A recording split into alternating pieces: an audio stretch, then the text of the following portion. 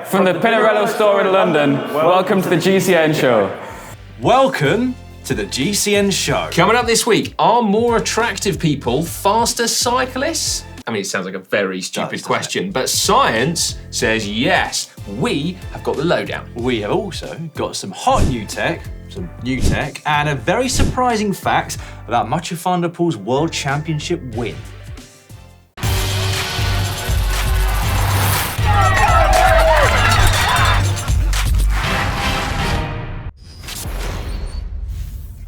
This week, in the world of cycling, we learned that the secret to Mathieu van der Poel's success at the UCI Road World Championships on Sunday was a sneaky mid-race poo. How? I hear you ask. Well, according to the Dutch team manager, Van der Poel used the 1 hour stoppage, which was due to people protesting drilling for oil in the North Sea, to good effect, finding a local home that was willing to let him use their facilities. Ingenuity at its best, that, isn't it? I mean, I wonder if the residents of that property switched the TV on later on and put two and two together, so to speak. In all seriousness, I do actually wonder what impact that had on his performance. Well, Si, interesting you asked that, because according to healthline.com, the average human poo weighs somewhere between 125 and 500 grams. I like that you Googled that. I did. But as we all know, Mathieu van der Poel is no ordinary human being, is he? He could have shed well over a kilo then and there.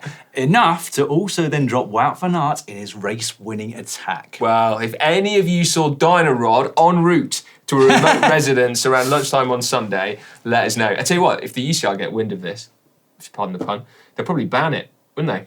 Yeah. Mid-race poos, performance enhancing. Quite possibly. Yeah. In the undergrowth or nothing at all. Right. We also learned that with that win, Van der Poel becomes the first male cyclist to win both the Cyclocross and Road World Championships, not just in the same season, but ever. He joins Marianne Vos and Pauline Ferrand-Prévot as the third rider ever to have done it. Literally ever? No, I thought it was the same season. No male rider has ever won both the Cyclocross and Road Worlds in their career. My word. He's also, we should say, due to race the XC mountain bike event this week.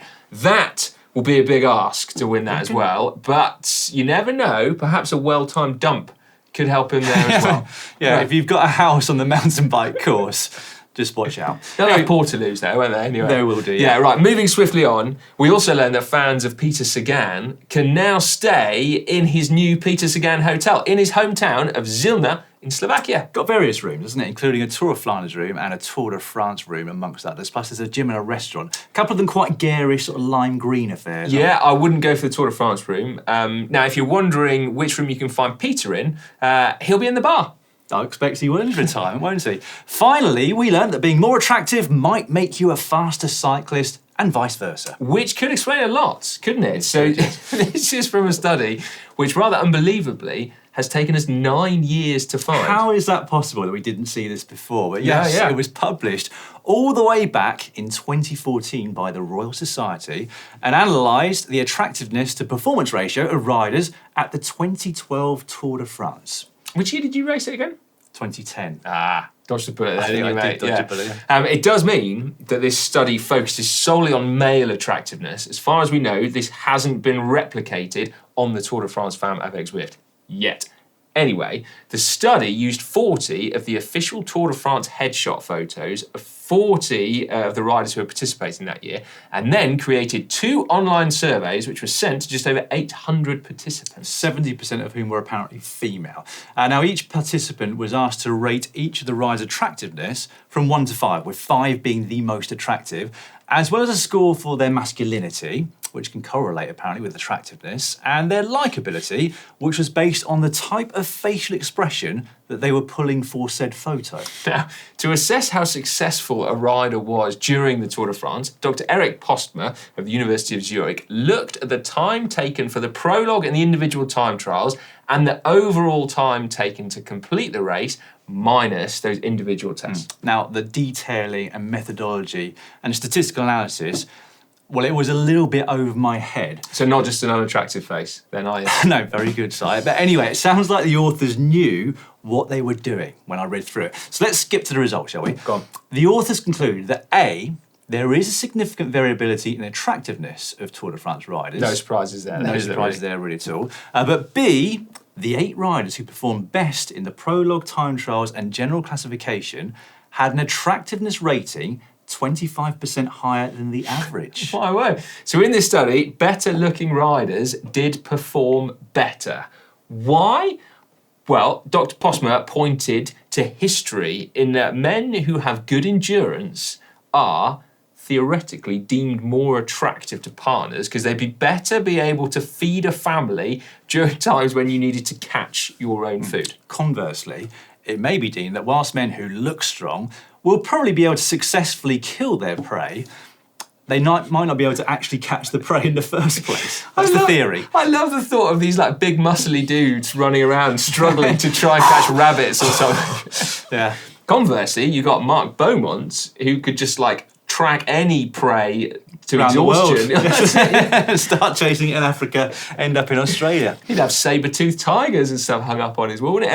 Anyway, this research does also go some way, I guess, to explaining why you finished so far down the GC back in 2010, doesn't Thanks it? very much for that. Presumably, your face being neither attractive nor strong. Probably true. Oh, God. I mean, I wasn't even smiling when I looked back at my photos from Tour de France that year, so I wouldn't have even scored highly on the likability rating. No. I mean, to be fair, even if they'd actually done a video with you, you probably wouldn't have scored any higher on that either. But seriously, there is some good news for you amongst that research. Yeah. So they actually found no correlation between facial expressions in the photos and attractiveness. Oh, okay. Well, that is a bonus. Anything else? Well, interestingly, the most attractive riders were 29.6 years of age. How old were you when you started the Tour de France? I must have been 29 years and 11 months. So 29.9, I guess. There you go, close enough. Unfortunately, 13 years have elapsed, haven't they? Since that. Well, for both of us, I need not remind you that you're also now in your 40s, Si. Only just. Yeah, only just. Anyway, this is normally the part of the show where we throw it out to you at home to get your thoughts, but I'm not really sure what to ask, quite frankly. Oh, that's easy, isn't it? Are the best riders in your local area good looking? And are you turned off by track sprinters because you don't think they'd be able to catch a gazelle before they run out of energy, being all fast twitch? Again, I've just got images of Chris Hoy. No one finds Chris Hoy attractive because he can't catch gazelles. But the thing is, what I don't get about this, right, is that Chris Hoy would not look like Chris Hoy if he couldn't catch any food, would he? How would you put muscle on if you can't catch your food? I see what in the you first mean. place? So muscle is attractive because you must have food. This is not what the study says, but you know, you'd look more like me if you couldn't catch food, wouldn't you? Well, and your average Tour de France cyclist looks like they haven't had much breakfast either, does it? That is very true, yes. Yeah. I feel like this study might be flawed in some regards, but it was peer-reviewed in the Royal Society, so there we go. Well, let us know what you think about the study and the results, and tell us about your local riders.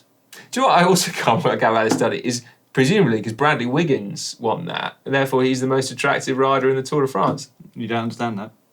I mean, no disrespect to Brad, but Bernie Eisel was in that Tour de France as well, right? I'm not doing so well, yeah. No, exactly. Very true. Was Marcel Kittel there?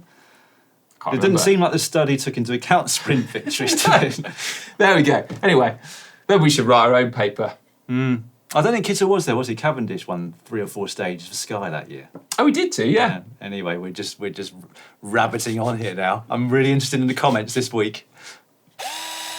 Pack/Bodge of the week. The first one comes in from either Mad Max Tinelli or Mad Machinelli. Probably the latter, what do you think? Disc tool holder had a fantastic holiday in the Pyrenees and saw this in the cellar, Pyrenees.cc. I like that, Dan. I'm not going to lie. I think that is an ingenious use of an old disc rotor. I would be inclined to agree. The only thing you got to watch out for that, obviously you remember when discs were legalised in UCI races and pro cyclists were worried that they were going to lose limbs to disc rotors. Well, obviously, if you've got one stuck to your toolboard, you've got to be careful because you might lose a finger. You don't want to go too quickly for the Allen key, do you? No, exactly. And it might be really hot. Yeah, good point. Yeah, you never know. But no, I like that. I think that's a hack. That's a hack from me, and it was a hack from 91%. Wow. I didn't expect it to be quite that high, but No. I mean, it's a simple one, isn't it? But there's something cool. Anyway, there we go. All right, congratulations, Mad Max. Iron Trek 03 now, the gel wrapper patch. This reminded me of an old GCN roadside maintenance video. Really old, if it's the one that you did. 78 miles into a 103-mile ride, something slashed my rear tyre. Couldn't just stick a new inner tube in since the hole in the tyre was too big and I didn't have any patches with me. Gel wrapper for the win. Got me through the final 25 miles to finish my ride. There you go, it works, doesn't it? It does, yeah. I mean, presumably you wouldn't be able, I'm going to ask you a question about whether this would work on a tubeless tyre. Presumably you wouldn't be able to re-inflate it out on the road with a mini pump. Maybe with a canister though. But would the gel wrapper be enough to prevent air coming out through the tyre, do you reckon? Depends how much sealant you had left in your tyre. I wouldn't have thought so. Like you can patch tubeless tyres. I don't know about road ones, but I do it all the time. I was just trying to think how you get home on a tubeless tyre. Sticking in a tube in. Yes, You've got to stick a tube in, unfortunately. Right, well, it's an oldie but a goodie, isn't it? So I'll go with hack. I'll go with hack as well, hack. Well, even more unanimous on that one. 94% versus 6% going for Bodge. That's amazing. Toon words, homemade lights. Spotted this amazing effort while on a train journey and had to ask the owner / inventor if I could take some photos. What on earth is going on there? That's incredible.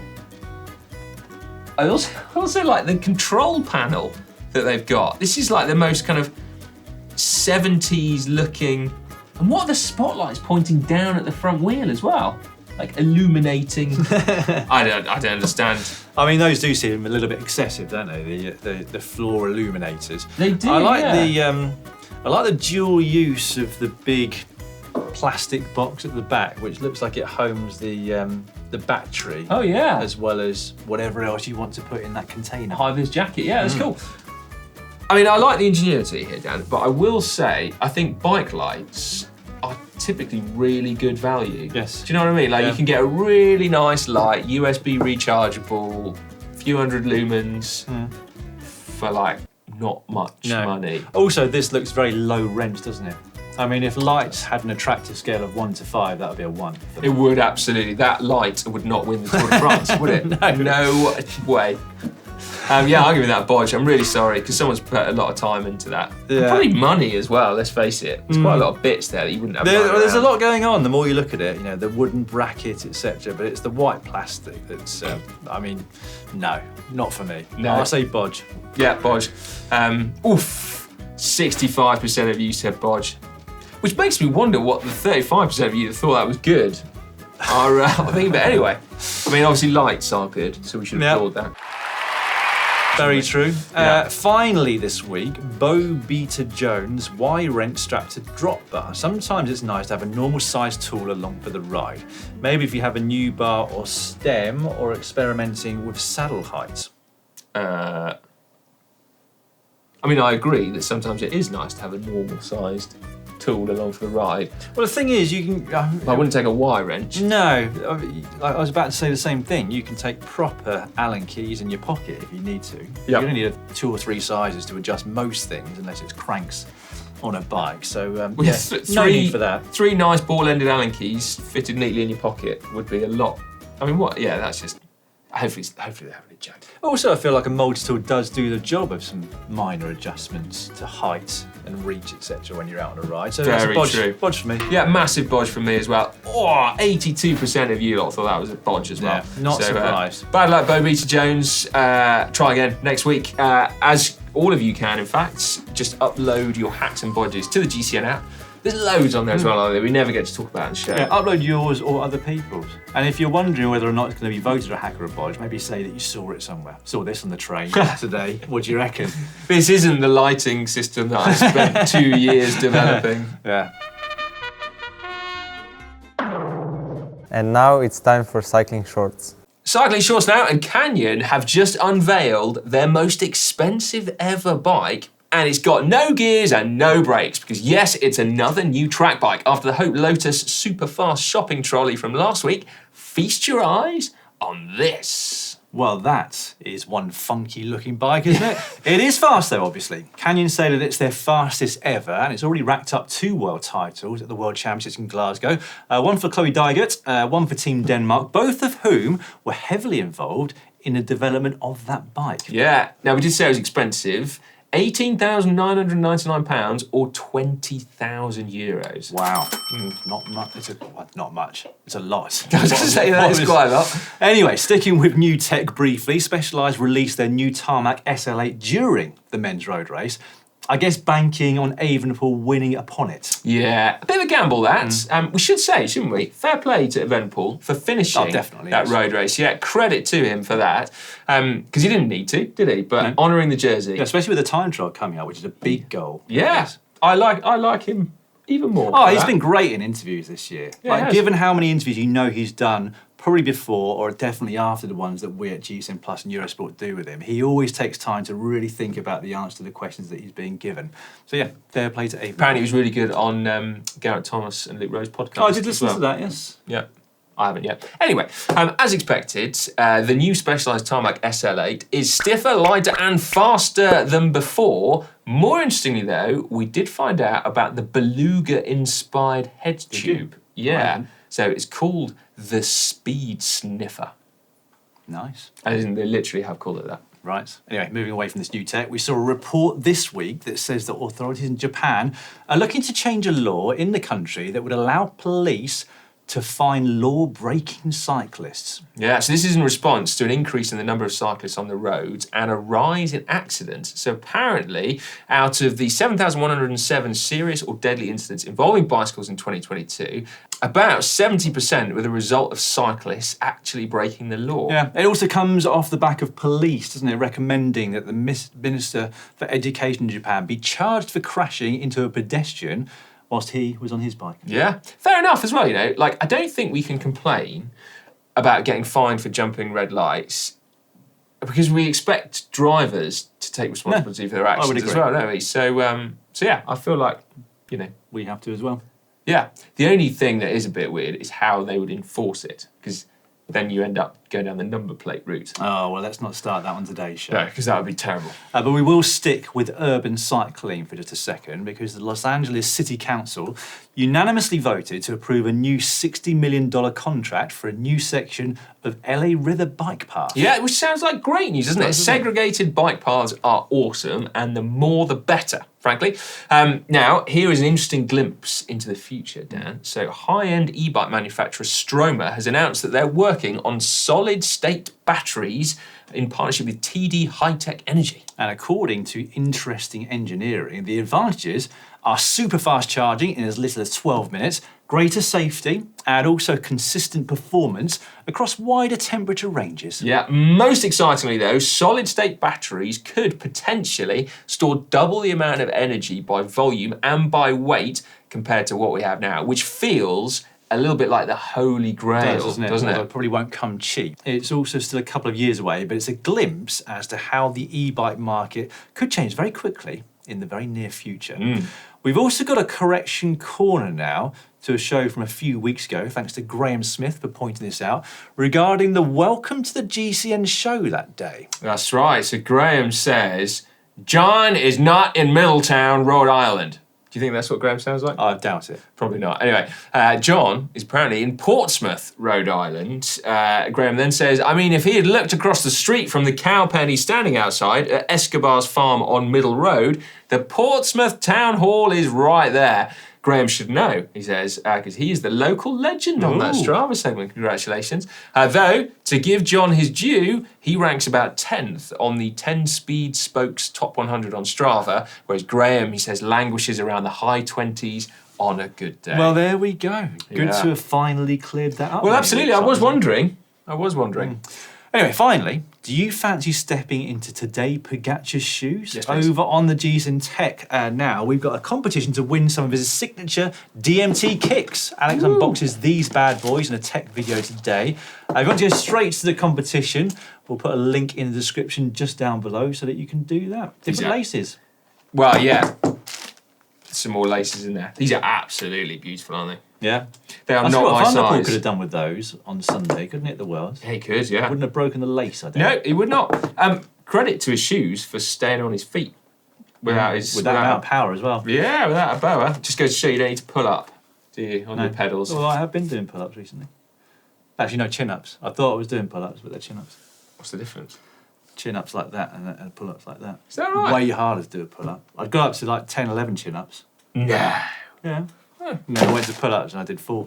Might have to reassess your attractiveness score based on that. Well, I mean, I am getting some glances at Moores Valley Fitness Trail, I must admit. It's time now for Caption Competition, that part of the show where you get a chance to get your hands on a GCN Elite water bottle. All you got to do is put a witty caption in the comment section down below that will relate to a photo that we'll give you shortly. Results first? Yep, results time first. This was last week's photo, by the way, and the winner this week is Harbiersohi5970, who put caption, Remco, I think they're impressed by your hat trick. Very good. Yeah, that was a good caption, that one. Oh, Remco and his rainbow stripes, eh? Pictures not I do dated feel very for well. the lad that he was shortchanged, really, wasn't he? Because he won it late September last year. Yeah. And for this new Super Worlds taking place at the start of August, he's lost a couple of months in that rainbow. He has indeed, yeah. He should be Whereas able to race the Van der Poel- Vuelta in it. Van der Poel's going to get, 13, 14 months in his? That's a good point. He's going to wear it well, though, isn't he, Van der Poel? He will do. Yeah. He will do. I mean, probably not that high up in the GC Tour de France attractiveness ratings.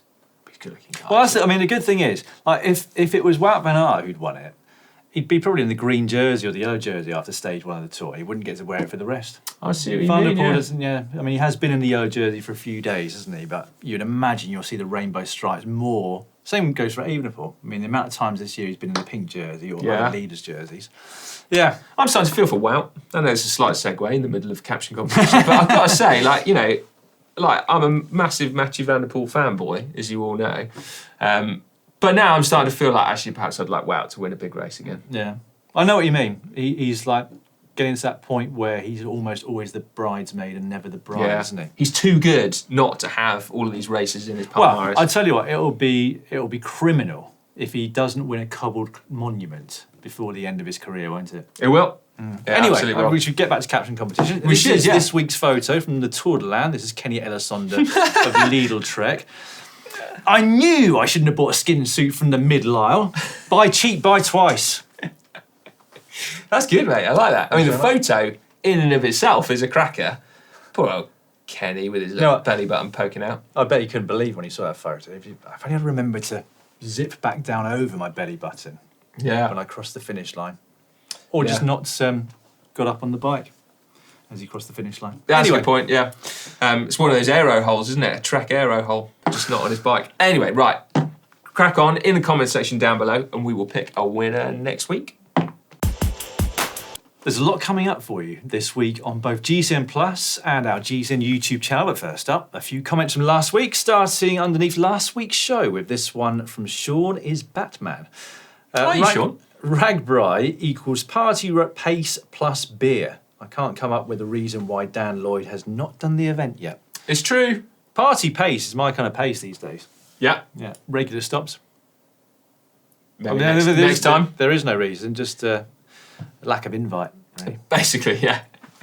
If someone can organise Dan to go to Ragbri, you would happily go. I think it's basically what I was saying. Austin9137 said, so awesome to see you guys shouting out Ragbri. I look forward to the year you send a couple of people to cover the week and see just how challenging it is to ride 500 miles with a constant buzz. 500 miles, that's quite a long way for you, isn't it? No matter how much beer you had. I mean, yeah, especially at party pace. Oh, God, yeah. That's a few weeks. Yeah, I was going to say. I'm no Ollie Bridgewood, let me tell you that. No. Anyway, next up from someone whose username was given to by YouTube. They were playing Highway to Hell as we crossed the start line for the Étape du Tour this year. There you go. I mean, there's some motivation for you, isn't there? Start Yeah. of L'Étape du Tour, Highway to Hell, blaring out of the speakers. I was thinking about that story we had last week in the show about the most popular songs for cyclists on Spotify as I put on classic dance anthems for my Zwift session last week. And I'm just not sure I could listen to metal and rock when I'm on my turbo. I was thinking trail. about it as well when I shoved Now 42 on it. It's probably about 12 people. It's not a joke. Yeah, nobody understands that joke at all. There we go. Right, under Saturday's video where we put a mountain biker through hell, poor old Blake was forced to ride out Duez. what's that then? Dipge, Dipge, Diphje. Diffia. There we go. I love the bromance. Please, more content of Blake and Hank together. They would definitely like to film more videos together, wouldn't they? They're fairly inseparable. Yeah. It's super cool. We like seeing them together as well. And finally, underneath, we tried to get a KOM on an epic Himalayan climb. Kimmy the Cat 09. How many Kimmy the Cats are there? Why do we need numbers after these usernames? Well, anyway, at least 8, so. Way to go, Team Dal Bat. What a truly epic ride this was. Hats off to the GCN crew for getting it all on film as well. Yeah. It's got to be said, I had a Dal Bart just before that KOM attempt and a Dal Bart in the evening when I got there as well. So yeah, I flipping love Dal Bart. Well, it sounds like it. I mean, it is amazing. I hope so, amazing. otherwise that could have been a very, very long day. Yeah, it could. Yeah, I can't wait to get back out. I just want to let you know what's coming up on the YouTube channel this week. On GCN Plus, in terms of racing, well, we've got the World Championships for you. Loads of events this week. You can see Van der Poel, Sagan and Pidcock in action with the mountain bikers in the XCO later on this week. We've got the short track as well. The women's race, of course, where Puck Pieterse will start as one of the favourites, along with Pauline Ferrand-Prévot. All the rest of the track racing, which finishes tomorrow if you're watching this on Tuesday. Indoor cycling, trials riding, BMXing, the list goes on and on and on. Available in Europe, excluding Italy, Sweden, Norway and Denmark. But we've also got the NCL Round 2, National Cycling League, a brand new criterion format over in the USA. Round 2 is this coming Sunday, local time, and the following round is 1 week later. But Sunday night in the US is the early hours of Monday morning here in Europe. Okay. Who's riding the NCL? Well, it's a variety. There's some names that people familiar with European pro racing will be familiar with, and there are other crit specialists taking part there who people watching in the USA will no doubt know. Cool. So a variety of different people, but you're allowed substitutions during the race. You can have one ride on the sideline who you can put in or take out as you wish. No way. Yeah? And it's a sort of points available every time you cross the finish line, so there's always something to fight for. So theoretically, you could be riding the crit, get subbed in, or subbed out rather, have a little poo, go back in again. Yes. That's pretty good, isn't it? Yeah, I mean that's probably a marginal gain that all these teams are now looking for. Yeah, absolutely. It only takes one to do it, like Van der Poel. Hey, you could win the Gravel Worlds as well, couldn't you, this year? Man, you could have... There is, that's very true. I've forgotten about the Gravel Worlds. Oh, that's exciting prospect, Which isn't is like another road world, isn't it? As everyone was saying last year. Basically, yeah. Amazing, right, okay. Then on Wednesday on the YouTube channel, we've got How to Manage Long Climbs. Who presented that? Because I used to do those, didn't I? And then, Yeah, back I don't in the really know day. how to manage them anymore. No. On don't know, you did that Thursday, 10 ways to suffer like a pro. You could do that one. Well, yes, I probably could do that now, actually. And then on Friday, we're going to let you know how to get started in gravel. Oh, I'm really excited about this one. So Alex Payton has been teaching our gravel noob to how to get started, basically. So yeah, you have to watch that. Super There are cool. quite a few tips that you need if you haven't grown up riding a bike off-road, aren't there? Yeah. 'Cause it's, I think it can be very disconcerting when the surface beneath your wheels is slippery, can't it? It absolutely can, yeah. Ask any of the pros from Glasgow on Including Sunday. Van der Poel, yeah. Including Van der Poel, yeah. On Saturday, Connor's doing a deep dive into lactate testing. So this is a big new thing, isn't it? That like everyone is doing at the top end. And well, he's finding out why, basically. And then finally, Sunday, it's an absolute cracker. So we rode across London on gravel. So Hank and Connor went over to London, hooked up with a local rider, Amy Perryman, and yeah, it's absolutely mint. Sounds very different to the last time you rode across London, doesn't it? They were wearing clothes. I mean, yes, that's true. Yeah. Connor got absolutely rinsed for his cornering technique on that. Did he? Yeah, it's very well worth it. Got to be said. Well, I will definitely be tuning in for that. Yeah. Right, thank you very much for watching, everyone, however attractive you are and however fast you are on the bike. We'll see you next week.